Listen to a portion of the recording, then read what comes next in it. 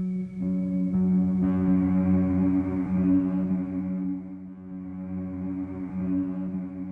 everyone, it is Sunday evening, the 7th of June 2020. I'm having a look at the currencies, starting off with the US dollar basket.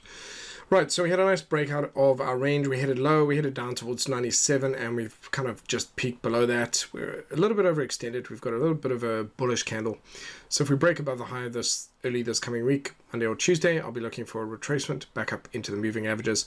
Would be nice to see it come back and retest 98 at the very least, or at least 98.50, kind of find some resistance there and start to head down. And then I can see if this trend is going to maintain itself and continue to head low. So basically, shorter term, expecting a bit of a pullback this week. In the shorter term, same thing with euro dollar. Euro dollar broke out of a range. It's had a good run, heading up to some key levels. Nice little bearish candle here. Potentially a retracement back down towards the moving averages, back into these previous highs, and potentially a bullish candle. Might try and go up a little bit further first and then come back down, but on my watch list this week are at least pullbacks and then potentially long opportunities on that if that trend is going to continue. Looking at sterling, similar thing. I'll have pullbacks, looking for pullbacks back into these areas, these highs, previous highs, or local highs at any rate.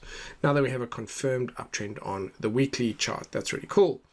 Aussie dollar, US dollar, very nice. I love the great behavior of this chart. That's very nice. You can see the bigger candles becoming smaller and smaller and smaller. Price now then starting to approach resistance. So again, this chart now, to me, this is just a beautiful breakout. Looking for price to now do a retracement back down into the moving averages. If it comes all the way back down to this level, that would be fantastic. But I think that is probably the least likely option. Not impossible, just the least likely. I'd like it to come back into the moving averages, heading towards, say, 0.6750. Having a look at Kiwi and US dollar. Also, during this coming week, I'd like to see some pullbacks. These will be swing entry opportunities to the upside. And once prices pull back and done a swing and started to head up, then I'll be looking for intraday opportunities. If I trade it as it retraces back, it's just a much higher risk. Those will be just much higher risk trades. And statistically tend to have more losing trades that way and less profit. So I think I'd prefer to wait for it to pull back and then see if it's going to carry on. Looking at dollar yen, of course, dollar yen is trended to the upside. So just be aware that dollar yen does its own thing. It tends to buck the trend. There are probably various reasons for this, but it does tend to do its own thing. And that's part of the reason why it's not really a great currency to trade on a continual basis. Looking at dollar Swiss here, we can see it's broken outside the low of its range and is kind of a little bit chicken there, heading back in over that level. Let's see if it finds some resistance or if it can go back within that range. And dollar CAD, of these three, dollar yen, dollar Swissy, dollar CAD has the best, to me, the best overall price action structure.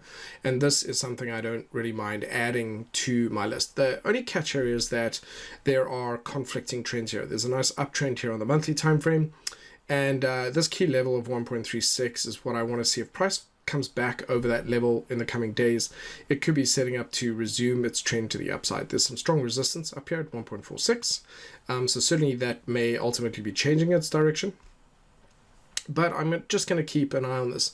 I really like this overall structure, so there may still be some bearish opportunities. It might actually pull back into this 1.36 level and then carry on down.